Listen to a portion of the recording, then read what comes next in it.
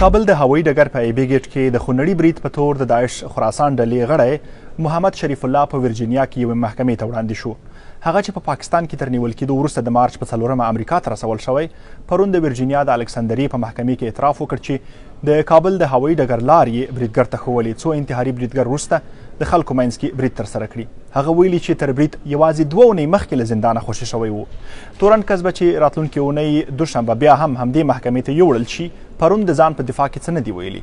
د کابل هوایي ډګر په ایبی دروازه کې د 2021 کال د اګست په 26 له افغانستانه د امریکایي ځواکونو د تخلیې پر مهال خونړی برید وشو چې 14 امریکایي سرتیري او 100 افغانان یې ووژل.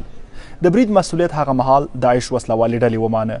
د امریکا ولسمشر ډونالد ټرمپ د سې شنبې په شپه کانګرس ته د وینا پر مهال له پاکستانه مننه وکړه چې د داعش دغه غړی نیولی دی.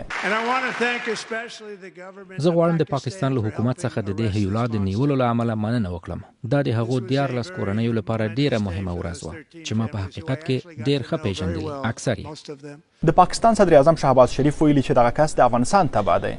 د طالبانو د حکومت ویان ذبیح الله مجاهد بیا ویلي په پاکستان کې د داعش د غړي نیول د دې ښکارندویي کوي چې داعش پاکستان ته پناه وړي او هلته یې ځالې جوړې کړي دي.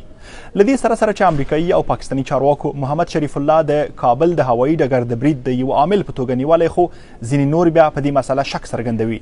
د امریکا د مرکزي استخباراتو CIA پخوانی جګپوړي غړي سارا آدمز ولسمشر ټرمپ ته په خطاب لیکلي چې یو څوک تا ته دروغ وایي، ځکه د دې خبره په کابل هوایي ډګر کې برید 2 اصلي طرحان درلودل، سراج الدین حقانی او ثناء الله غفاري. اخو د افغانستان پخوانی مرستیال ولسمشر امرالله صالح هم په خپله ایکس پاڼه د پاکستان لخوا امریکا ته د محمد شریف الله د سپارلو په تړاو پاکستان د دوکو ماستر بللی او ویلي دي چې یو وار بیا یې روایتونه په خپل ګټه وکارول.